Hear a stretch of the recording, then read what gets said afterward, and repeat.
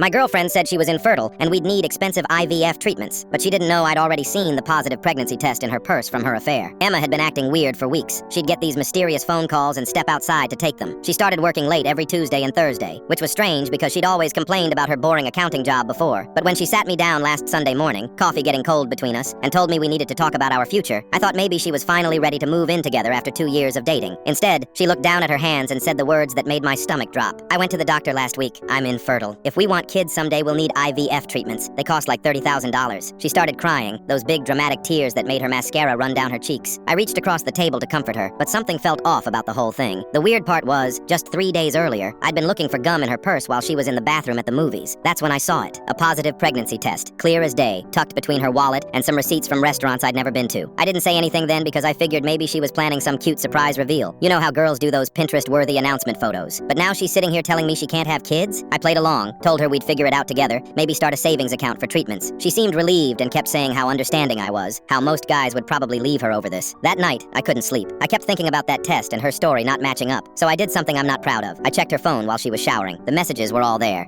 Texts with her coworker Brad about meeting up at that new hotel downtown. Photos I definitely didn't want to see. And the cherry on top? A message from last week saying, "Took another test today, still positive, what are we gonna do?" I screenshot everything and sent it to myself, then deleted the messages from her sent folder. The next morning, Emma was making pancakes, humming some song, acting like everything was perfect. She even brought up the IVF thing again, saying she'd researched some clinics and we should start planning. I just nodded and ate my breakfast. 2 days later, I got a text from Brad's wife, Jessica. We'd met a few times at company parties. "Hey, need to ask you something. Has Emma been acting strange lately?" Turns out Jessica had found some interesting messages on Brad's phone too. We decided to meet for coffee. Jessica showed me everything. Photos, hotel receipts, even an ultrasound picture Emma had sent Brad with "Our Little Miracle" written on it. My girlfriend wasn't just cheating, she was planning to pass off another man's baby as mine and trick me into paying for fake fertility treatments. We came up with a plan. Jessica would confront Brad at their house Sunday morning. I would be at Emma's place at the exact same time. We wanted to see if their stories would line up when they were caught off guard. Sunday came. I knocked on Emma's door with flowers and coffee, acting like the perfect supportive boyfriend. She let me in, still in her pajamas, looking all innocent. "I've been thinking about the IVF thing," I said, sitting on her couch. "Maybe we should tell our families, get their support." Her face went white. "No, we should keep this private for now." That's when I pulled out my phone and showed her the screenshots. "Emma, whose baby is it really?" She tried to deny everything at first, then started crying again, saying it was a mistake, that she loved me, that the baby might be mine. I stood up and grabbed my jacket. "The pregnancy test was dated 3 weeks ago. We haven't slept together in over a month because you said you were too stressed about work." As I was leaving, my phone buzzed with a text from Jessica. "Brad confessed everything. Says Emma told him she was going to get money from you for fake treatments and they could run away together." I turned around one last time. Emma was standing in her doorway, mascara running again, but this time the tears looked real. "The baby might still be yours," she said desperately. I laughed and got in my car. Good luck explaining that to Brad's wife. She's a lawyer, by the way. Emma's been calling and texting for 3 days straight now. Apparently Brad got kicked out and is sleeping in his car.